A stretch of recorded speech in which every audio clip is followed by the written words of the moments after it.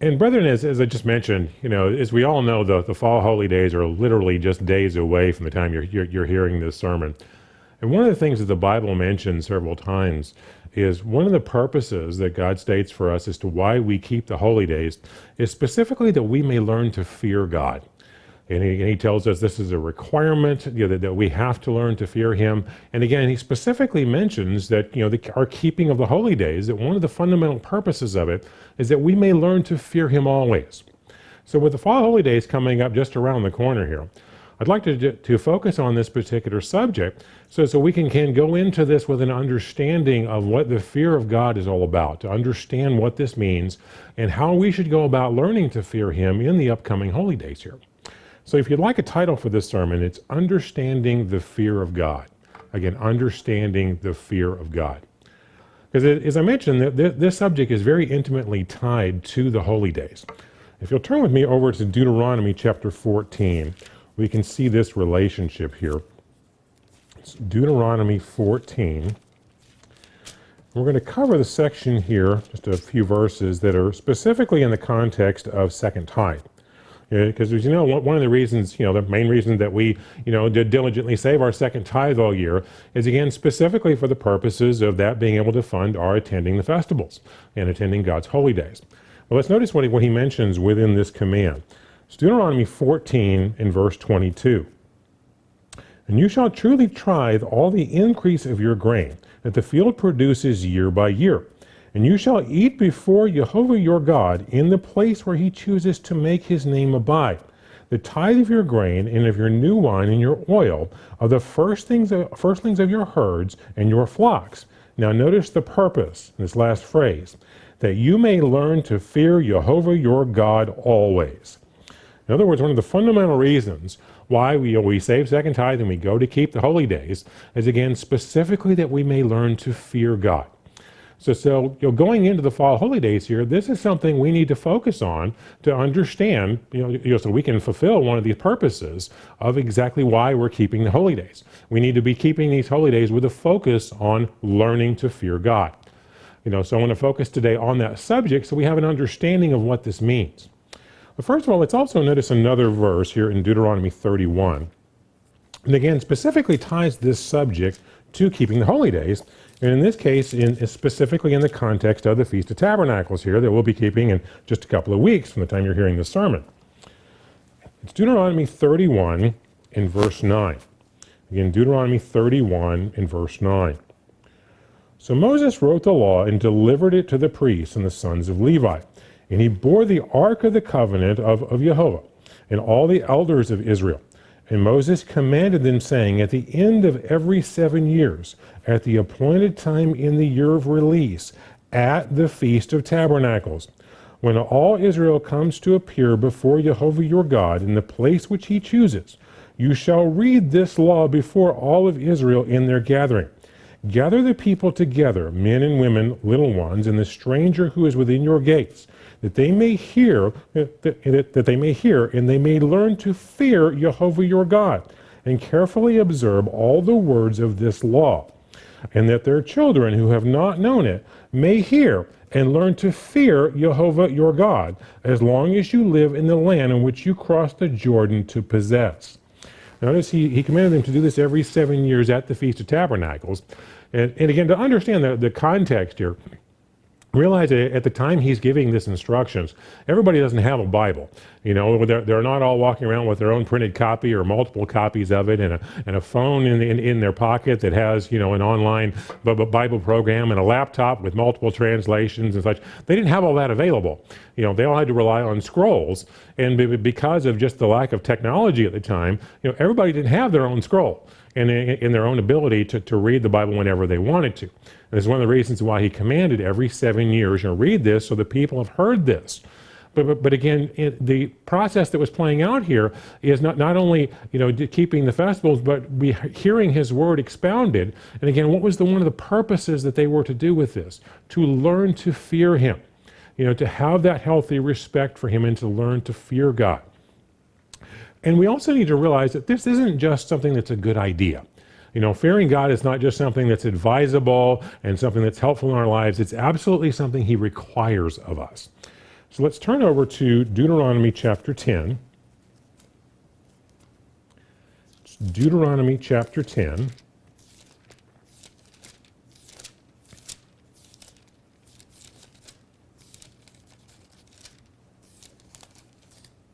We'll start reading in verse 12. And now, Israel, what does Jehovah your God require of you? In other words, this is required. But to fear Jehovah your God, to walk in all his ways, to love him, to serve Jehovah your God with all your heart and with all your soul, and to keep the commandments of Jehovah and his statutes, which I command you today for your good. So see, it's not, again, just something advisable and something helpful for us to learn to fear him. It's an absolute requirement. It's something he demands of us that we have to learn to fear him. So again, to be in obedience with him and to keep the holy days as he has instructed us, we need to do so with a focus on learning to fear him. Because realize that not only is it something that he would require of us, it's something that he will absolutely test us on. That he will orchestrate trials in our lives to see that we absolutely fear him. And a good example of this can be found in Genesis chapter 22. It's a famous story I think we're all probably familiar with. It describes a, major trial that Abraham was put through here.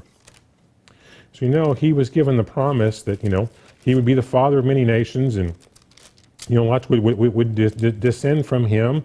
That Christ would be one of his descendants and offer salvation to all of mankind. But all of this required him to have a son, so that he could carry on his lineage to fulfill all these promises. Well, he waits, for many years, waiting to be able to have a son, and for God to finally fulfill this. Well, he finally gives him Isaac. And after Isaac's born and finally grows up, then God gives him the ultimate test. It says, that son that you waited for all these years, take him to the mountain and kill him for me. As you can imagine, this had to be an absolutely gut-wrenching trial, for Abraham to go through. It's easy for us oftentimes when we read these stories in the Bible and we know how the story ends, we know who the hero is and all that. It's kind of academic for us. We can kind of look at this and kind of lose the reality of what this felt like for someone like him actually going through this. But this had to be absolutely gut-wrenching trial for him to go through. And as we all know from the story, but before he actually has to kill Isaac, God hasn't stopped and doesn't do this. But just notice that the comments that are made here that tells us kind of what this whole trial was about. It's Genesis 22 in verse 11. But the angel of Jehovah called to him from heaven and said, Abraham, Abraham. And he said, Here I am. And he said, Do not lay your hand on the lad or anything to him, or to do anything to him. For I know that you fear God, since you have not withheld your son, your only son, from me. In other words, after he successfully passed this trial, what did they say? Now we know you fear God. Obviously, that's what this was about. It was a test to see how well he feared him. And he put him through the ultimate gut-wrenching test, to show that he would put God first, even over his own son, even over suffering great loss, he would put him first. And this was evidence that he feared God. That's why we need to understand how important this particular subject is. Now, to gain a little more understanding what the Bible is getting at when it's talking about fearing God, let me share with you the definition of the Hebrew word that's most often used when this particular subject is talked about. And again, it's not 100% of the time always this Hebrew word, but the Hebrew word here translated for fear, it's most often used in this context, again, is yer. It's transliterated as Y-A-R-E. It's Strong's number 3372. And according to the Complete Word Study Dictionary of the Old Testament by Warren Baker and Eugene Carpenter, it's defined as, quote, a verb meaning to fear, to respect, to reverence, to be afraid, to be awesome, to be feared, to make afraid, to frighten. The most common translations are to be afraid, to fear God. Now, one of the reasons why I read this is I think when we oftentimes think of the fear of God, we automatically think in terms of a reverence and a respect and an awe, of understanding of who God is. And we think of it in that context, but oftentimes we think of it like, well, that would never include being, afraid of like bad things happening to you, and we kind of eliminate that concept and think, well, what couldn't mean that? Well, actually it does include, that concept. Now, again, just to show you some ways in which this word is used, and then I'll frame this in a minute, how to properly apply this to the fear of God. But just give you a couple of examples of how this exact same Hebrew word is used. Turn over to Genesis chapter 26. It's Genesis 26, and we're going to read from verse 7 here. Now, just to summarize the context here, this is where Isaac is dealing with Abimelech. He kind of makes the same mistake his father did in denying that his wife is his wife, but because he's afraid and he's acting like a coward. But let's notice here in Genesis 26 and verse 7. And the men of the place asked him about his wife, and he said, "She is my sister." For he was afraid to say, "She is my wife." Now this is the same Hebrew word. Because he thought, lest the men of the place should kill me for Rebekah, because she is beautiful to behold. So see, now what he's afraid of, he doesn't have an awe and a respect and a love for these guys. He's just afraid they're going to kill him. He's afraid they're going to be evil and bring calamity upon his life and kill him and hurt him, and he's terrified of it. And of course, he's acting like a coward. He's denying that his wife is his wife. But as we understand that this concept can be included in the use of this word. Now let's turn over to Genesis 32. We'll see another example of this. Genesis 32, and again, just to summarize the context here, we're going to read an account here of a story involving Jacob and Esau. And I'm sure a lot of you are already familiar with the context that leads up to this, that, Esau is actually the firstborn, but Jacob winds up kind of conning, Esau out of his birthright and receiving the blessings. Well, this creates some friction in the family. This created some conflict between the siblings. And just to pick up here in Genesis 32 in verse 6, it says, "Then the messengers returned to Jacob, saying, 'We came to your brother Esau, and he also is coming to meet you, and 400 men are with him.' So Jacob was greatly afraid and distressed, and he divided the people that were with him, and the flocks and herds and the camels into 2 companies. And he said, 'If Esau comes to one company and attacks it, then the other company which is left will escape.' And then Jacob said, 'O God of my father Abraham, O God of my father Isaac, Jehovah, who said to me, return to your country and to your kindred, and I will dwell well with you. I am not worthy of the least of the mercies of all your truth, which you have shown your servant. For I crossed over this Jordan with my staff, and now I have become 2 companies. Deliver me, I pray, from the hand of my brother, for the hand of Esau, for I fear him, lest he come and attack me and the mother with the children.'" And now notice here again, in both the references to fear and being afraid here, it's again the same Hebrew word. And again, this isn't an awe and a respect, for his brother that's being expressed here. It's a terror of, I think he's going to come and try to kill me. So he's afraid of calamity come upon him. It's kind of the same concept. Oftentimes when we think of fear, in our day-to-day lives, we may think of a scenario like, for example, maybe you're hiking in the woods, or in a national park somewhere, and you happen to come across a grizzly bear. And it's a mom of grizzly bear and has some cubs with her. Well, the sight of that typically strikes fear and terror. Because we're thinking, okay, the bear's there. I think I'm going to go in the other direction. I'm not going to hang around because I'm afraid she's going to kill me. And that's how we think in terms of fear. And again, the 2 examples that we just read, that's exactly, what Isaac was experiencing, what Jacob was experiencing is a fear of, this evil thing's about to kill me, and they're in terror. Now, even though the word, year can again include this kind of a concept, we also need to understand in terms of applying this to God, it's certainly not the same thing of, here's someone who's going to try to do evil upon me, who's going to try to evilly hurt me. That would certainly never apply to God. The way the concept we need to understand it in reference to God is more the concept of, yes, being afraid of consequences of our actions, of realizing that he has every right, to bring upon us the natural consequences of our sins and to punish us for that and to bring his wrath upon us. Because again, it's only because of his mercy that he doesn't.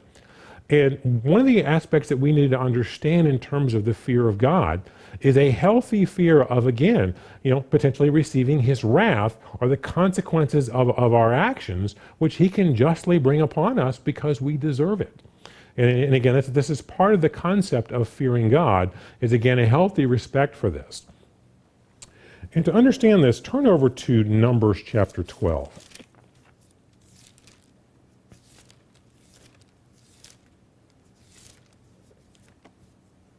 So Numbers chapter 12.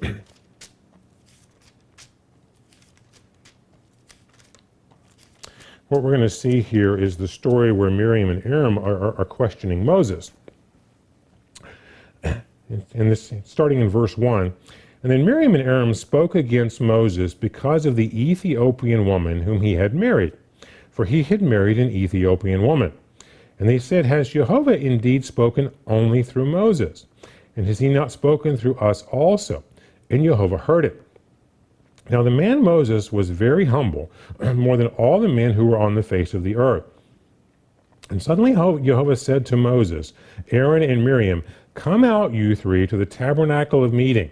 So the three came out.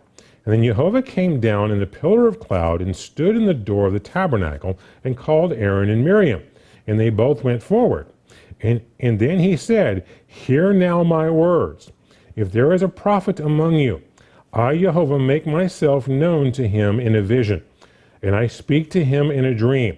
Not so with my servant Moses. He is faithful in all my house. I speak with him face to face, even plainly and not in dark sayings. And he sees the form of Jehovah. Why then were you not afraid to speak against my servant Moses? I notice he's basically telling him, why did the consequences of overstepping your boundaries, why did that not scare you?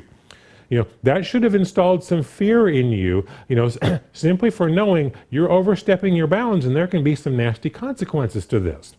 And to realize that's exactly what he's getting at, all we have to do is read the next two verses. In verse 9, So the anger of Jehovah was aroused against them, and he departed. And then the cloud departed from above the tabernacle. Suddenly Miriam became leprous as white as snow. And then Aaron turned toward Miriam, and there she was a leper. See, she's facing nasty consequences for her actions. And that's what he's basically saying, this whole concept of, you overstepping your bounds like that should have scared you. You should have thought, this could end very badly. I don't want to do this. This is the concept of what he's getting across to her. Now, again, just to kind of cover a little, maybe a little bit of a tangent point here. If you're like myself, or much of my life, I would read this story, and you kind of wonder, okay, well, Miriam and Aaron were both guilty of questioning him. Why is it that Miriam gets the leprosy and Aaron doesn't? Well, here's just some food for thought in that regard. One, I would say, and again, speculate that Miriam may have been more likely the ringleader in this, but also think of this in terms of who's overstepping their bounds, more severely. Because think about the role that Moses and Aaron played in leading Israel. Yes, they're kind of you might say, in the limelight. They're giving out instructions and leading the people, and kind of in that having authority in the spotlight role. Well, there was a negative side to that too. But because notice, oftentimes whenever Israel got upset with what was happening, what did they do? Let's pick up stones and let's stone Moses. And you'll find times they want to stone Aaron. And all their anger, and all being upset about what's happening that they don't like, gets vented at them. What you see here is Miriam going, well, God works through me too. I want my say. I want to tell him how to do stuff. If you look back in the situations where the rest of the congregation is ready to stone Moses and Aaron, never once do you see Miriam going, well, God works through me too. You should want to throw thrones at me too. Because what she wanted was having her say. She didn't necessarily want all the accountability that came with it. And that's a package deal. And again, I would speculate that that's one of the reasons why she received the leprosy, is because she's overstepping her bounds more severely. in the role here, because again, it's not just about having say, it's about having all the accountability. It's a package deal, that comes together. But again, just to get back on track here in terms of the fear of God, turn over to Deuteronomy chapter 9. We'll see another example here. Now, this is actually a different Hebrew word we're going to look at here, but I'll define it here in a moment. But I want you to see it, again, the idea that the fear of God can very much include, again, a healthy fear of God's wrath and negative consequences coming to us. And again, it's not like God is, just some tyrant who's going to mistreat us. It's simply he has the full right and is very justified in bringing upon us the consequences of our sins. And again, we should have a healthy fear of that. And again, this is Deuteronomy 9 in verse 15. And this is, Moses here is basically recounting the story of the golden calf incident, that happened in Exodus.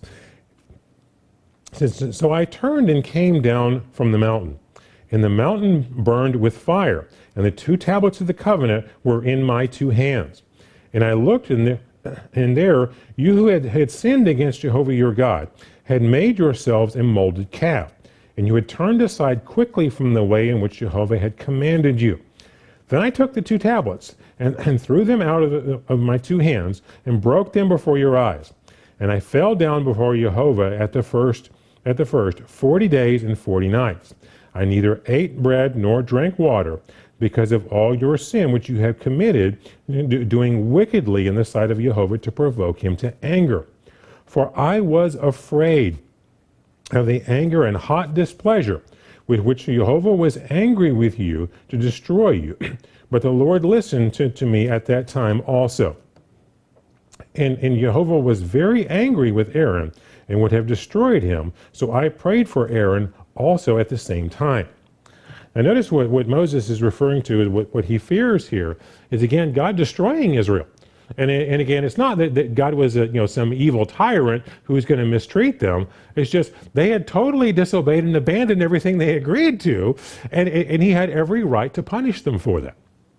But again, just to share with you the definition of the word here, because this is a little different Hebrew word used here in Deuteronomy 9. This is transliterated as Yagor. It's Y-A-G-O-R. It's Strong's 3025. And again, defined by the Complete Word Study Dictionary of the Old Testament by Warren Baker and Eugene Carpenter. It defines it as, quote, "a verb meaning to fear, to be afraid. In comparison to the more common verb for fear, yer," the verb we just talked about a minute ago, which often refers to a general sense of vulnerability, Yegor refers to fear of specific occurrences, such as catching a disease, being reproached or scorned, or being delivered into the power of specific people. It describes the fear of God in Deuteronomy 9:19, which focuses on the specific possibility of God destroying Israel.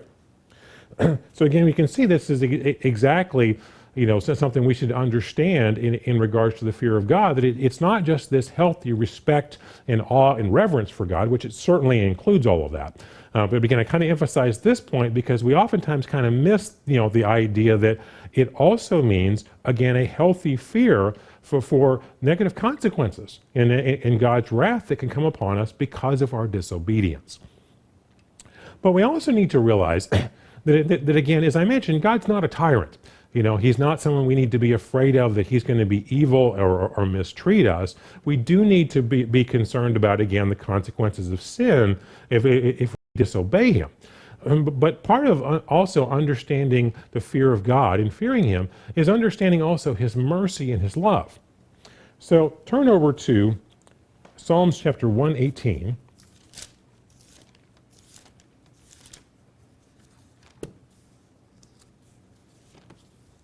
It's Psalms 118. And we'll start here in verse 1.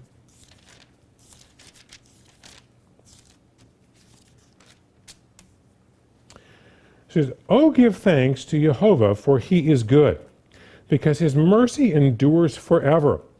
Let Israel now say, his mercy endures forever. Let the house of Aaron now say, his mercy endures forever. Let those who fear Jehovah now say, his mercy endures forever. Notice, that those who fear him, they're not trembling under, the rule of a tyrant, if they're thinking he's going to mistreat us. No, they appreciate his mercy and his love. In verse 5, I called on Jehovah in distress, and Jehovah answered me and set me in a broad place. And Jehovah is on my side, I will not fear. What can man do to me? Again, we'll cover this a little bit later in the sermon, but one of the things we need to realize in living our day-to-day lives is the greatest thing we have to really fear is not having God on our side. Because if he's for us, then we don't need to fear evil from others. In verse 7, and Jehovah is for me among those who help me. Therefore, I shall see my desire of those who hate me. It is better to trust in Jehovah than to put confidence in man. It is better to trust in Jehovah than to put confidence in princes. Now, to see this similar concept illustrated in another place, turn over to Psalm 34. We'll again see this emphasis of his loving kindness and mercy. That fearing God, and again having not only an awe and a respect for who he is and a reverence for him, but again also a healthy fear of his wrath and disobeying him, doesn't mean that we need to tremble like he's going to be evil and mistreat us like a tyrant, because he's a very loving father. But again, in Psalm 36, in verse 1, I will bless Jehovah at all times. My praise shall continually be in my mouth. My soul shall make it its boast in Jehovah. The humble shall hear of it and be glad. O magnify Jehovah with me, and let us exalt his name together. I sought Jehovah, and he heard me, and delivered me from all of my fears. And they looked to him who were radiant, and their faces were up in shame. And the poor man cried out, and the Lord and Jehovah heard him, and saved him out of his trouble. And the angel of Jehovah encamps around those who fear him and delivers them. In other words, those who fear him, he takes care of. He delivers them, he will protect them. So again, we need to have a healthy fear and respect of him. But if we're diligently obeying him and rely upon him, we don't need to fear others. We don't need to fear evil coming upon us, because he will be our protector. And we also need to realize that the fear of God is something we need to choose. It is literally something we need to actively pursue and to choose. And turn over to Proverbs chapter 1.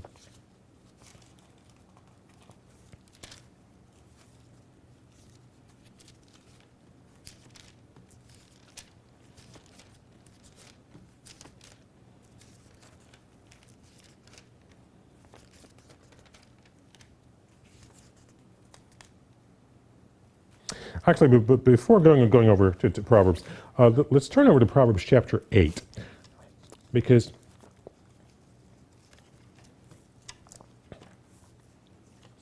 actually, let me go to 2:16. I'm jumping in my notes here. Because the first thing we need to understand is that the fear of God motivates us to obey him, and to flee away from evil, and to want to faithfully obey him. So if you turn to Proverbs 16 and verse 6,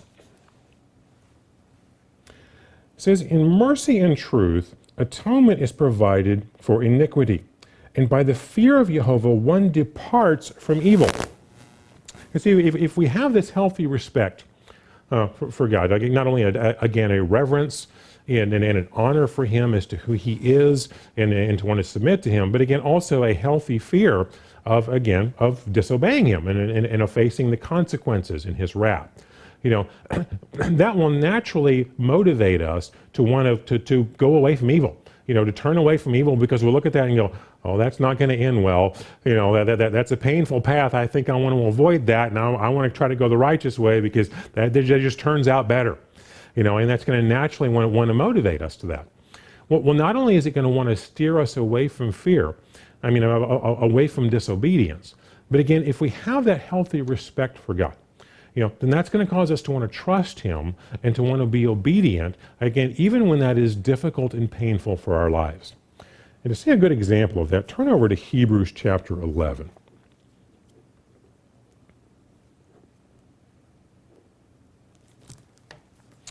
Hebrews chapter 11.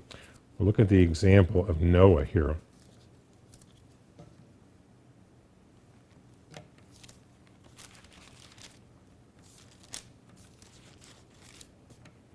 It's Hebrews chapter 11 and verse 7. It says, by faith Noah, being divinely warned of things not yet seen, moved with godly fear. Notice godly fear was motivating his actions. Prepared an ark for saving of his household, and by which he condemned the world and became the heir of righteousness, which is according to faith. Now, as I mentioned earlier, it can be easy for us today in our comfortable, 21st century lives to be reading the Bible and some of these stories, and we look at it very academically. Because we kind of know how the story ends, we know who the heroes are, and everything turns out well. But we don't oftentimes put ourselves in the shoes of those who are going through it. Because imagine what it was like for Noah going through his day-to-day life. This is a guy for just decades, year after year, is building this huge boat. And you can imagine how the neighbors would have perceived him. That crazy guy down the street, Noah. He's building this huge boat here. There's not any water around here to float that thing in. And he's always talking about calamity. All this big flood's going to come, and we're all going to get drowned. And this guy thinks that all these animals are just going to magically show up, and they're just going to volunteer to get on his boat, and want to be part of this. That nut job, Noah, that crazy conspiracy theorist, can you believe that guy? Because I recently heard someone that kind of made a joke about this in a presentation that made me laugh. He said, Noah was a conspiracy theorist up until the day it started raining. But because as you can imagine, what the neighborhood and, after all the years he's doing this, I'm sure the word got out far and wide, about this crazy guy Noah building this big boat and talking about this big flood that's going to come. Well, the day it started raining, he wasn't so crazy anymore. But he had to endure and to faithfully obey God through all of this.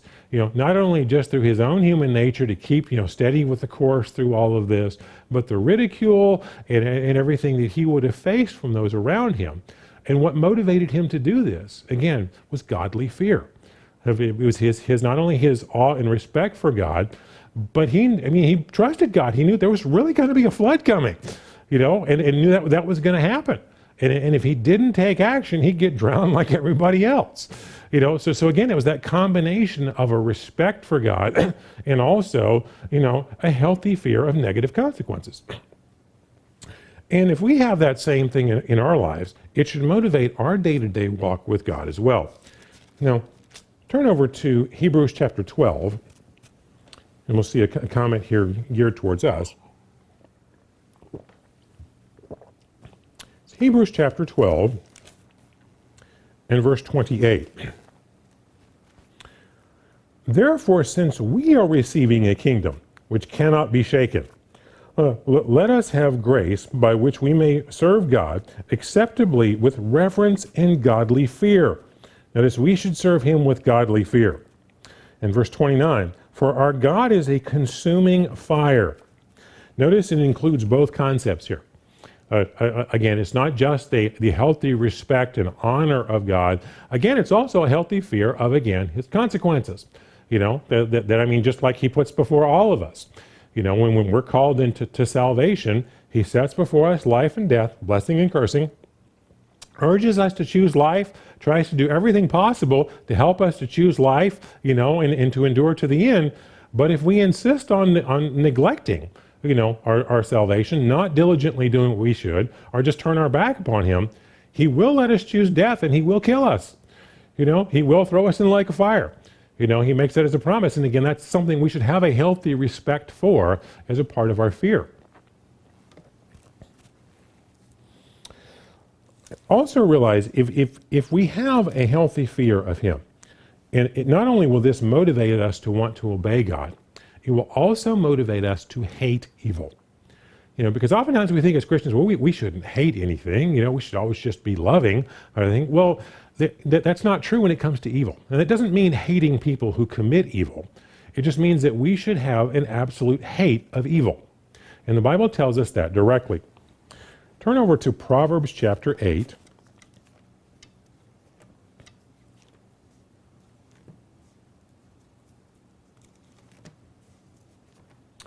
Proverbs chapter 8.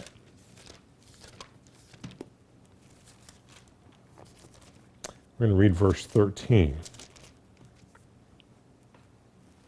It says, the fear of Jehovah is to hate evil, pride and arrogance in the evil way, and the perverse mouth I hate.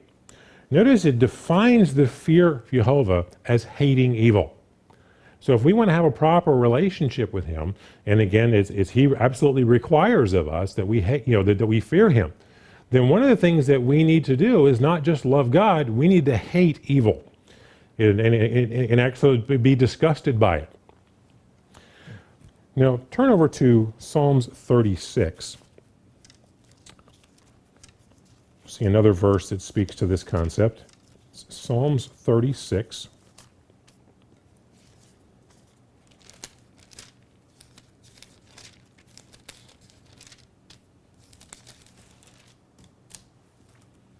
In verse 1. An oracle within my heart concerning the transgression of the wicked.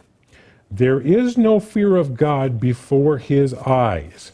And then what we're going to see here is when they don't have any fear of God, they don't abhor evil, and they don't have wisdom. Because we're going to see that connection here in a minute as well. In verse 2, for he flatters himself in his own eyes, and when he finds out his iniquity when he hates, and the words of his mouth are wickedness and deceit. And he has ceased to be wise and to do good. Because we're going to see here in a minute, there's a very strong connection between the fear of God and wisdom. In verse 4, he devises wickedness on his bed, and he sets himself in the way that is not good. He does not abhor evil. Notice those who don't fear God don't abhor evil. Because again, if we fear God, we're going to hate evil. It's going to be something that disgusts us, and we're going to just be repelled from it, and want to turn away from it. And that's part of understanding the fear of God. And realize that this is something we have to choose. Turn over to Proverbs chapter 1. We're going to see here that the fear of God is literally something we have to choose and we have to pursue. It's Proverbs chapter 1 and verse 25. Because you disdained all my counsel and would have none of my reproof, I also will laugh at your calamity. I will mock when your terror comes. And when your terror comes like a storm and your destruction comes like a whirlwind, when distress and anguish come upon you, then they will call on me, but I will not answer. And they will seek me diligently, but they will not find me, because they hated knowledge. And notice the last verse here, a part of the verse here, and did not choose the fear of Jehovah. In other words, it's something we have to choose. We have to willfully pursue this. And they would have none of my counsel, and despised all of my reproof. Therefore, they shall eat the fruit of their own way, and be filled full of their own fancies. And turning away from the simple will slay them, and the complacency of fools will destroy them. But whoever listens to me will dwell safely, and will be secure without fear of evil. See, if we choose the fear of God, and we honor, respect him, we faithfully obey him. Again, we do need to have a fear of negative consequences that come from disobeying him. But if we're honestly, sincerely following him and diligently seeking him in our lives, then we don't need to fear evil from others or other situations in our life, because we can trust in him to be our protector. And I think a great example of this can be found in Daniel chapter 3. So turn over to Daniel chapter 3. It's a famous story here I'm sure we're probably all familiar with. The context here is, Nebuchadnezzar had a dream earlier, and he saw this image, and Daniel interprets it for him, and tells him that part of it, he's this head of gold, and he kind of reveals to him these successive empires that will be reigning that part of the world for years to come. And as you can imagine, after this, Nebuchadnezzar decides to put up this image and have whenever the music plays, everyone needs to bow down and worship it. Well, you can kind of connect the dots here to see the thought process of how he got here.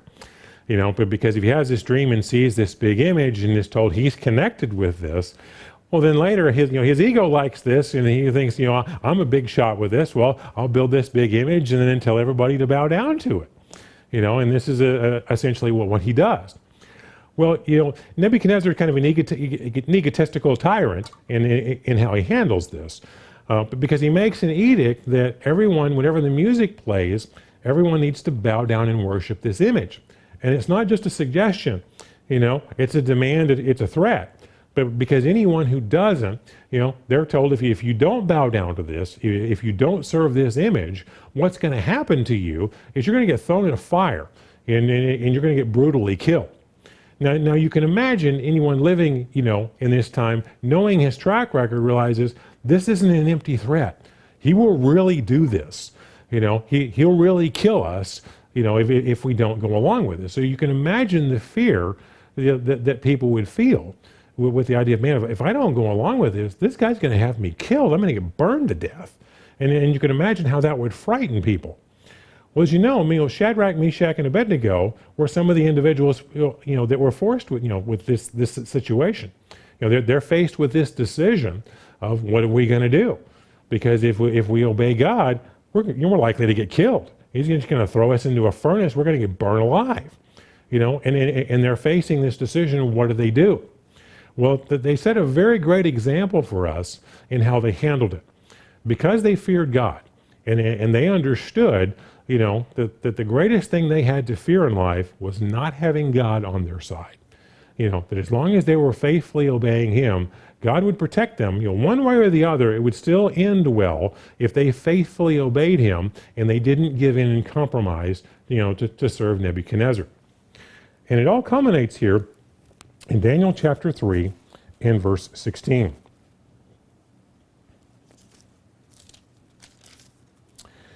It says, Shadrach, Meshach, and Abednego answered and said to the king, O Nebuchadnezzar, we have no need to answer you in this matter. If that is the case, our God whom we serve is able to deliver us from this burning fiery furnace, and he will deliver us from your hand, O king. But if not, let it be known to you, O king, that we do not serve your gods, nor will we worship the gold image which you have set up. In other words, they were saying, my God's able to protect me, but even if he lets me burn in the furnace, put it on the record, I still won't bow down to you. I won't do it. Because again, the greatest thing they had to fear was disobeying God, was not having God on their side. That was the greatest thing that could go wrong. And they clearly understood this. And as a result, I'm sure how the story ends. They do get thrown into a furnace, but God protects them. And they later wind up coming out, not even smelling of smoke and being, fringed by the fire at all. But the guys who threw them in there get killed, because the heat was so great, because God protected them through it all. And that's one of the things we have to realize in our lives, especially in the years ahead, is, things get worse and worse in our nation. We need to realize that as long as we are putting our faith in God and we are diligently following him, we don't need to fear the evil of the people around us. What we need, the greatest fear we need to have, is that God is not on our side. That's the thing we need to fear, because that's when calamity will come upon us. As long as we are faithfully obeying him, God will take care of us. And again, even like in Shadrach, Meshach, and Abednego's situation, if he had allowed them to be burned up in the furnace, they'd still come up in the resurrection and they would still win. So ultimately, again, as long as they feared God, the greatest thing they have to fear is God not being on their side. Because as long as he's got your back, he's going to protect you through everything else. Now, the next thing we need to look at is the connection, as I mentioned earlier. There's a very strong correlation between wisdom and the fear of God. And I think sometimes we kind of underestimate this concept. Now turn over to Psalm 111. I'm sure this is probably a memory scripture. I know it has been for me most of my life. Psalm 111 and verse 10. The fear of Jehovah is the beginning of wisdom. A good understanding have all they who do his commandments. His praise endures forever. Now, again, if you're like me, that's a scripture you've probably been familiar with for many, many years, and you're familiar with that concept. But I think sometimes we underestimate, this concept and how much this can affect day-to-day life. And again, just having practical good sense, in how we live our lives in the world around us. And to illustrate this principle, I'd like to read an article to you from Dennis Prager. You may or may not be familiar with Dennis Prager. He's got a regular, a radio program he's had for years. If you've got a Facebook account, you've probably at one time or another seen a kind of a short video on various topics, posted there. That'll be advertised as being from PragerU. Oftentimes they're like 5 or 6 minute videos just briefly covering, various subjects. Well, Dennis Prager is the person behind PragerU, or Prager University. And now he's Jewish, he's not part of the Church of God or anything, but he is a very big believer in what is commonly referred to as Judeo-Christian values. In other words, just trying to live your life by the Ten Commandments, but by the basic principles laid out from the Bible. Dennis is a very big believer in that. And again, everything I've seen about his life, suggests he's very sincere about it. But he has an article on his website I think just really speaks to this. It's not very long. I'm going to read you the whole article, but it really speaks to the meaning and the importance of this verse. Again, the article is entitled, How I Found God at Columbia. And again, this is from DennisPrager.com, and it was posted on December 2nd, 2003. It says, quote, very few people can say that they have found God or religion at college or graduate school. The university, after all, is a radically secular institution that either ignores or disparages religious belief in God. Yet one day when I was a graduate student in international affairs at Columbia University, I had what can honestly be called an epiphany. I remember it very clearly.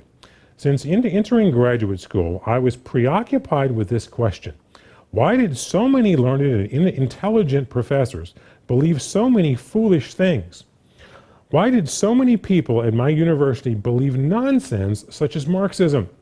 I was a fellow at the Russian Institute where I specialized in Soviet affairs and Marxism. And so I encountered professor after professor and student after student who truly believed in some variation of Marxism. Why did so many professors believe and teach the even more foolish notion that men and women are basically the same? At college, it was a given that the differing conduct of boys and girls, that of men and women, is a result of different, i.e. sexist upbringings. The feminist absurdity that girls do girl things because they are given dolls and tea sets, and boys do boy things because they are given trucks and toy guns, was actually believed in the mind-numbing world of academic intellectuals. And why were so many professors morally confused? How could people so learned in contemporary history morally equate the Soviet Union and the United States, regard America as responsible for the Cold War, or regard Israel as the Middle East's villain? One day I received an answer to these questions, seemingly out of nowhere. A biblical verse, one that I had cited every day in kindergarten at Jewish religious school I attended as a child, entered my mind. It was a verse from Psalm 111. Wisdom begins with the fear of God. The verse meant almost nothing to me as a child, both because I recited it in the original Hebrew, which at the time I barely understood, and because the concept was way beyond a child's mind to comprehend. But 15 years later, a verse I had rarely thought about answered my puzzle about my university and put me on a philosophical course for which I have never wavered. It could not be a coincidence that the most morally confused of society's mainstream institutions, the one possessing the least wisdom, the university, was also society's most secular institution. The psalmist was right. No God, no wisdom. Most people come to believe in God through what I call the front door of faith. Something leads them to believe in God. Since that day at Columbia, however, I regularly renew my faith through the back door. I see the confusion, nihilism that godless ideas produce, and my faith is restored. The consequences of secularism have been at least as powerful a force for faith in my life as religion. If our universities produced wise men and women, curricula of moral clarity, and professors who loved liberty and truth, not to mention loved America, there is no question that my religious faith would be challenged. I would look at the temple of secularism, the university, and see so much goodness and wisdom, I would have to wonder just how important God and religion were. But I look at the university and see truth deconstructed, beauty reviled, America loathed, good and evil inverted, elementary truths about life denied, and I realize one very powerful argument for God is that society cannot function successfully without reverence to Him. So as much as I shudder almost every time I read another academic taking an absurd position, I also feel my faith renewed. Ironically, the worse the universities get, the greater their tribute to God. You know, every time I think of something like this, this article comes to mind. You know, about 30 years ago, I was in graduate school myself, and I can't say I had the same epiphany as Dennis, but I made a similar observation. You know, sitting through classes, watching people that had very high IQs, were obviously very educated and learning, and hearing absolute nonsense come out of their mouth. I mean, in ideas that you could easily prove through documentable history and facts and statistics to show this is just nonsense, and seeing that they clearly believed it, and I would just kind of scratch my head. Every time I kind of scratch my head and wonder, okay, why is it people fall for this? Dennis's article comes to mind. No God, no wisdom. I even look at, at how our country is going now in the last few years. And looking at this and thinking, how can so many educated, intelligent people not see something's wrong? And again, I come back to no God, no wisdom, because there is a huge correlation between the fear of God and wisdom. And again, the fear of God is actually the instruction in wisdom. Turn over to Proverbs 15. So Proverbs 15 and verse 31. The ear that hears the reproof of life will abide among the wise. Yet he who disdains instruction despises his own soul, but he who heeds reproof gets understanding. The fear of Jehovah is the instruction of wisdom, and before honor is humility. Again, having just a basic fear in God, gives people, again, even though it's not called, even individuals like Dennis, again, who's Jewish, he doesn't believe in Jesus Christ, he's obviously not being called, to salvation at this time. But if you see much of his stuff, and again, just in terms of practical values, practical wisdom of life, I'm not endorsing his theology, but you see just a lot of good, solid common sense. And the reason being is, again, there's a respect there for God and for the Bible, that it is the source of wisdom, the basic biblical principles are things of how we should structure our life and to live. And those who reject that, again, you just see massive foolishness, from them, because, again, the fear of God is not only the beginning of wisdom, it is the instruction of wisdom. This is what we should turn to as His Word, to know how to live our lives. But again, we particularly as His called out people, need to be focusing on how to develop the fear of God in our lives.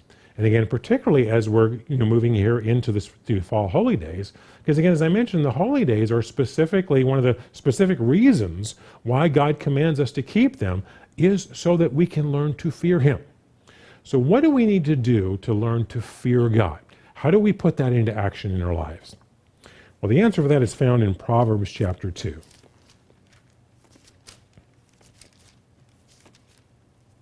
So Proverbs chapter 2 and verse 1.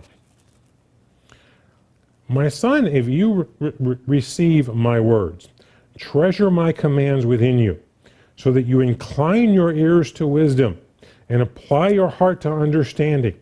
Yes, if you cry out for discernment and lift up your voice for understanding, if you seek her as silver and search for her as hidden treasures, then you will understand the fear of Jehovah and find the knowledge of God. In other words, it's something we need to seek. As I mentioned earlier, it's something we have to choose. We have to make a conscious decision, that we want to learn to fear God. And we want to incorporate that in our day-to-day lives. And as he said here, he goes, we need to search it out. We need to cry out for it. We need to put effort and energy into studying it.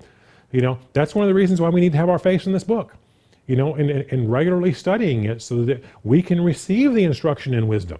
We can receive his instructions of how we should live our lives. And again, as we do that, and especially as we yield to those instructions, and take correction from it and apply it in our lives, then we're learning to fear him. And again, two things are happening with that. It's naturally going to make us want to repel away from evil. It's going to make us want to hate evil, and have nothing to do with it. And it's going to make us want to lean to his way and again, to faithfully obey him. Even again, if that's painful and difficult in our lives. Because again, as we face difficult trials in our lives, and I'm sure as the years go forward here, we're going to face more and more. And we need to learn from examples like Shadrach, Meshach, and Abednego. When their lives are on the line, when your job is on the line, when your security is on the line, remember, that the greatest thing you have to fear is again, not following God, not having him on your side. If he is on your side, then he can deliver you through whatever trial you face.